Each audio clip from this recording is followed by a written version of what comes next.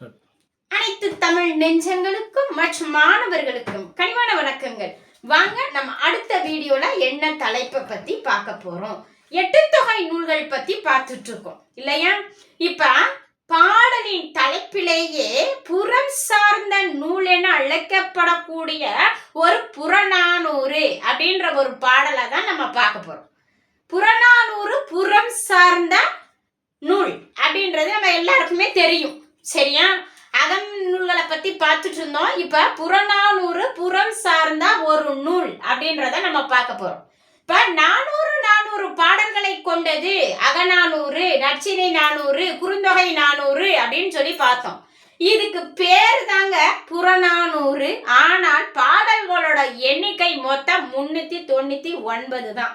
அப்ப மீத உள்ள ஒரு பாடல் எங்கே அப்படின்னு கேட்டோம் அப்படின்னா அது கடவுள் வாழ்த்து பாடலுடன் சேர்ந்து மொத்தம் 400 பாடல்களை கொண்டது புறநானூறு. புறநானூற்றுக்கு கடவுள் வாழ்த்து பாடியவர் யாரு அப்படின்னா பாரதம் பாடிய பெருந்தேவனார். புறநானூற்று பாடல்களை சில ஆங்கிலத்தில் மொழிபெயர்த்தவர் யார் அப்படின்னா ஜி.யு. போப். புறநானூற்று பாடல்கள் சிலவற்றை ஆங்கிலத்தில் மொழிபெயர்த்தவர் ஜி.யு. போப். நல்லா போட்டி தேர்வுகளுக்கு படிக்கக்கூடிய மாணவர்கள் நல்ல வீடியோவை பார்த்தீங்கனாலே தெரிஞ்சிருக்கும். உங்களுக்கே நல்ல குறிப்புகள் கொடுத்திருக்கேன். புறநானூற்று பாடல்கள் சிலவற்றை ஆங்கிலத்தில் மொழிபெயர்த்தவர் ஜி.யு. போப் அவர்கள் அப்படின்னு சொல்லி நம்ம பார்க்கிறோம். புறநானூற்றுக்கு கடவுள் வாழ்த்து பாடியவர் பாரதம் பாடிய பெருந்தேவனார். புறநானூறு மொத்தம் எத்தனை பாடல்களை கொண்டது? 399. கடவுள் வாழ்த்து பாடலுடன் சேர்த்து தான் பாடலோட மொத்த எண்ணிக்கை 400. புறநானூறு. புறம் கூட்டல் 4 கூட்டல் 100 என்னும் பிரிக்கும் முறை. சில பேருக்கு நல்லா படிக்கிறோம், புறநானூறு பிரிக்கும் முறை அப்படின்னாலே நமக்கு பிரிக்கிற முறைகள் தெரிய மாட்டேங்குது. நிறைய போட்டித் தேர்வுகள் எல்லாம் பார்த்தோம்னா பிரித்து எழுதும் முறை, சேர்த்து எழுதக்கூடிய முறையெல்லாம் வருது. ஆனா தெரியாம நம்மளுடைய கொஸ்டின்ல தப்பு பண்ணிட்டு வந்துடும். புறநானூறு அப்படின்னா புறம் கூட்டல் 4 கூட்டல் 100 புறநானூறு, சரிங்களா? அடுத்து புறநானூற்றை பாடிய புலவர்கள் மொத்தம் எத்தனை பேரு அப்படின்னா 157 புலவர்களால் பாடப்பட்ட 100 புறநானூறு.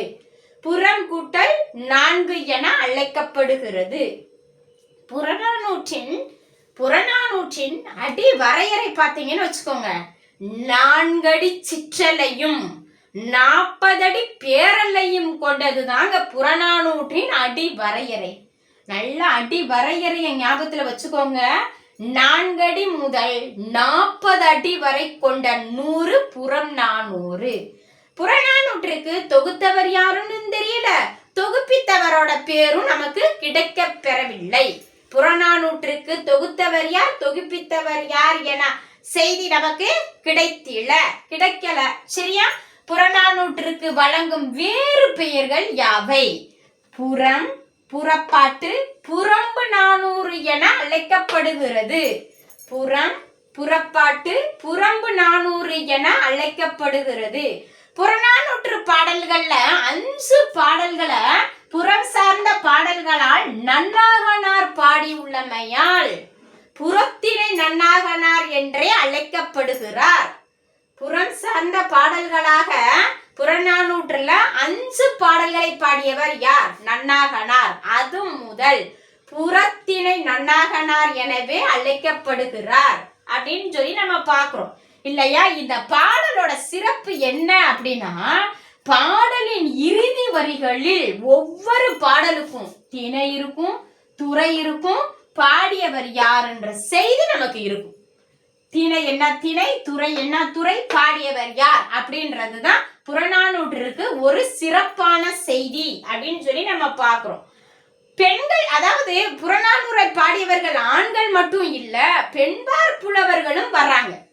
புறநானூற்றை பாடியவர்கள் பெண்பார் புலவர்களும் பாடுறாங்க. யார் யாரு வர்றாங்க அப்படின்றத பாருங்களேன். ஔவையார், பாரி மகளிர், வெண்ணின் குயத்தியார், ஒக்கூர் மாசாத்தியார், காவர் பெண்டு, அந்த மாதிரி பெண்பார் புலவர்கள் குறிக்கப்படுகிறார்கள் புறநானூற்றில். சரியா? அடுத்து புறநானூற்றுல பாடல்கள் மொத்தம் 33 பாடல்களை ஔவையாரை பாடியுள்ளார் என்பது ஒரு சிறப்பு. புறநானூற்று பாடல்கள் 33 பாடல்கள் யார் பாடியது அப்படின்னா ஔவையார் பாடியதே ஒரு சிறப்பு அப்படின்னு சொல்லி நம்ம பார்க்கிறோம். அடுத்து புறநானூற்றின் உள்ளடக்கம் பத்தி பார்க்கலாம். புறநானூறோட உவமிக்கப்படும் பொருள், புறநானூறோட உவமிக்கப்படும் பொருள் என்னென்ன, அதற்கு உவமையா என்னெல்லாம் சொல்றாங்க. உவமிக்கப்படும் பொருள் என்ன அப்படின்னா அருவிக்கு எதை உவமையா கூறுறோம் பாருங்களேன், துகில். அருவிக்கு துகில், அருளுக்கு நீர், அருளுக்கு நீர். கந்தை துணிக்கு பாசியின் வேர் உவமிக்கப்படுகிறது, கந்தை துணிக்கு பாசியின் வேர் உவமிக்கப்படுகிறது. கல்லின் மயக்கம் தேளின் கடுப்பு, கல்லின் மயக்கம் தேளின் கடுப்பு. கலிங்க ஆடை, கலிங்க ஆடைக்கு பாம்பின் தோல் உவமிக்கப்படுகிறது, பாம்பின் தோல் உவமிக்கப்படுகிறது. குதிரையின் விரைவு காற்றின் வேகம், குதிரையின் விரைவுக்கு உவமை காற்றின் வேகம் உவமை செய்யப்படுகிறது. நரைத்த கூந்தலுக்கு கொக்கின் இறகு, நரைத்த கூந்தலுக்கு கொக்கின் இறகு. பொறுமைக்கு நிலம், வள்ளுவர் கூட சொல்லியிருக்காரு இல்லையா, அகழ்வாரை தாங்கும் நிலம் போல தம்மை இகழ்வார் பொறுத்தல் தலை, அகழ்வாரை தாங்கும் நிலம் போல. பொறுமைக்கு புறநானூறு மட்டும் சிறப்பா என்ன, சரியா? எல்லா நூல்களுமே பொறுமைக்கு பாடாத நூல்களே இல்ல, புறநானூறும் அழகா சொல்லியிருக்கு பொறுமைக்கு நிலம் என்று, சரியா? அடுத்து வரலாற்று சிறப்புமிக்க சில மன்னர்களை புறநானூறு சொல்லாமல் இல்லை, அவங்களையும் சிறப்பித்து பாடுகிறது பாருங்களேன். அதியமான் நெடுமானஞ்சி, அதியமான் நெடுமானஞ்சி உங்களுக்கே தெரியும், அவ்வைக்கு நெல்லிக்கனி கொடுத்த, அவ்வைக்கு நெல்லிக்கனி கொடுத்த அதியமான் நெடுமானஞ்சி. அதுக்கு அவ்வை என்ன சொன்னாங்க அப்படின்னா, நீலமணி மிடற்று ஒருவன் போல மண்ணுக பெரும நீயே அப்படின்ற வரிகள் இங்கு சிறப்புமிக்க வரிகளாக கருதப்படுகிறது. அது மட்டும் இல்ல, ரெண்டாவது ஆய் அண்டிரன், ஆய் அண்டிரன். 3 ஒய்மா நாட்டு நல்லிய கோடன், ஒய்மா நாட்டு நல்லிய கோடனை வரையறை செய்கிறது. அடுத்து சோழன் கரிகார் பெருவளத்தான், சோழன் கரிகார் பெருவளத்தான், சரியா? சோழ நாட்டு மன்னன் அப்படின்றது நமக்கே தெரியும். 5 குமணன், 5 குமணன். குமணன்ட்ட போய் ஒரு செய்திய புலவர் என்ன சொல்லியிருக்காங்க அப்படின்னா, ஒரு புலவருக்கு பாடல் பாடினாதான் அரசர்கிட்ட இருந்து என்ன கிடைக்கும் அப்படின்னா பரிசில் கிடைக்கும். ஆனா இந்த குமண வள்ளர்கிட்ட, வள்ளன் கிட்ட, குமண வள்ளல் இல்லையா, அந்த வள்ளல் கிட்ட ஒரு புலவர் போய் எந்த பாடலுமே பாடல, ஆனா அவருக்கு எந்த ஒரு தொழிலும் தெரியாது. ஆனால் தன்னுடைய வறுமை வீட்டில் மிக கடுமையாக எதிர்கொண்டது. அப்ப வள்ளல்கிட்ட போய் நேர அந்த புலவர் என்ன சொன்னாரா அப்படின்னா, உப்பிற்கு உப்பிற்கு குப்பைக்கீரைகளாவது சமைக்கலாம் என்றாலோ, குப்பைக்கீரைன்னா என்னன்னு தெரியுமா? இப்ப அதாவது அந்த காலத்துல எல்லாம் ஆட்டு சாணம் மாட்டு சாணம் எல்லாம் கொட்டுற இடத்துல அந்த செடி வளரும், ரொம்ப எளிதா அது கிடைக்கும் எல்லா ஊர்களிலுமே, சரிங்களா?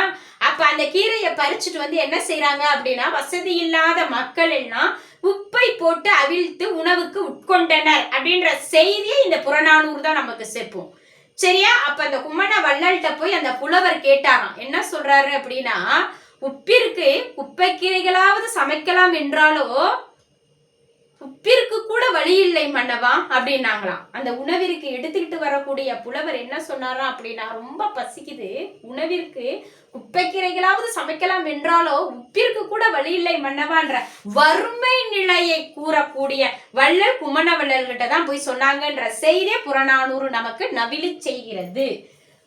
அடுத்து குமண வள்ளல். அடுத்து 6 கோப்பெருஞ்சோழன். கோப்பெருஞ்சோழனை பத்தி நமக்கே தெரியும் இல்லையா, சோழ நாட்டு மன்னன் கோப்பெருஞ்சோழன். புறநானூறு கூறும் வாழ்வியல் நெறிமுறைகள் நிறைய சொல்லியிருக்கு. புறநானூறு கூறும் வாழ்வியல் நெறிமுறைகள் என்ன சொல்றாங்க அப்படின்னா, நல்லது செய்த லாற்றிராயினும் அல்லது செய்த லோம்புமினதுதான். நல்லது செய்த லாற்றிராயினும் அல்லது செய்த லோம்புமினதுதான். நல்லாற்றுப்படுவு நெறியுமாறதுவே. நரிவெறுவுத்தலையாரின் ஒரு பாடலடி. நரிவெறுவுத்தலையாரின் ஒரு பாடலடி. நல்லதே செய்ய வேண்டாம் யாருக்கும், ஆனா நீங்க யாருக்கும் அல்லது செய்யாமல் இருங்க அப்படின்ற ஒரு வரிய நரிவெறுவுத்தலையார் புறநானூற்றுல அழகா பாடியிருப்பார். சரிங்களா? அது மட்டும் இல்ல, உண்பது நாளே உடுப்பவை இரண்டே, யாதும் ஊரே யாவரும் கேளீர்.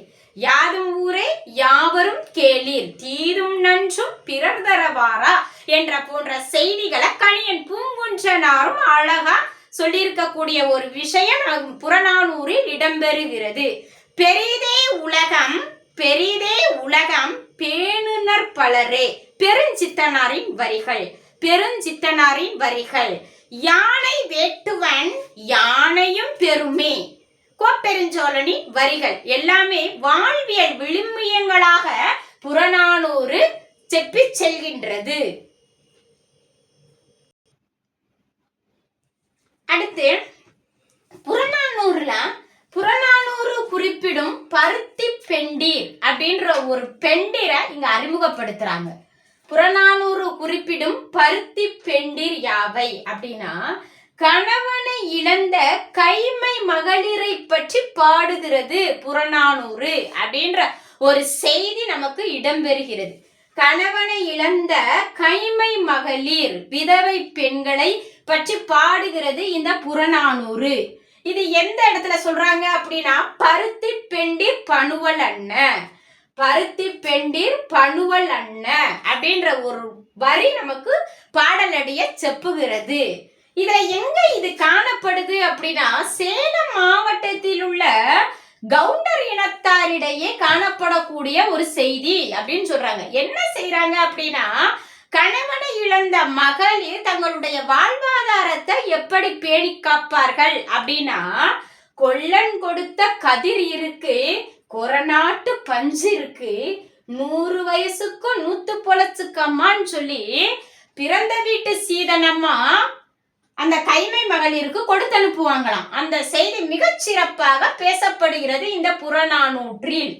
புரியுதுங்களா? கொல்லன் கொடுத்த கதிர் இருக்கு, நெல் இருக்கு, கொரநாட்டு பஞ்சு இருக்கு, 100 வயசுக்கும் 100 பொழச்சுக்கம்மா, நீ வாழ்ற வரைக்கும் உனக்கு அது கை கொடுக்குமம்மா என்று கூறிய செய்தி நமக்கு மிக சிறப்பு வாய்ந்த ஒரு செய்தியாக புறநானூறு செப்பி செல்கின்றது. நீ கவலைப்படாத அப்படின்ற ஒரு கைமை மகளிருக்கு வாழ்வாதாரம் கொடுக்கக்கூடிய ஒரு அரியதொரு செய்தியை நமக்கு சொல்லுகிறது. புறநானூற்றோட மரபு குறிப்புகள் பாருங்களேன். ஔவையார் பூதபாண்டியனின் மனைவி பெருங்கோப்பெண்டு பாடிய பாடல்கள் நமக்கு பாடல்களாக கருதப்படுகிறது. அது மட்டும் இல்ல, நாம் வாழும் வரைக்கும் நம்ம சேர்ந்து, நம்ம மட்டும் இல்ல, நம்மளுடைய புலவர்கள், அரசர்கள் இவங்க எல்லாம் சேர்ந்து வாழ வேண்டும் என்ற ஒரு அரியதொரு செய்தியையும் புறநானூறு கூறுகிறது என்ற செய்தியை நம்ம புறநானூற்றோட வரிகளாக பார்க்கின்றோம். இந்த வீடியோ உங்களுக்கு பயனுள்ளதா அமைஞ்சிருந்துச்சு அப்படின்னா நம்ம சேனலை மறக்காம சப்ஸ்கிரைப் பண்ணுங்க, லைக் பண்ணுங்க, கமெண்ட் பண்ணுங்க. நன்றி, வணக்கம்.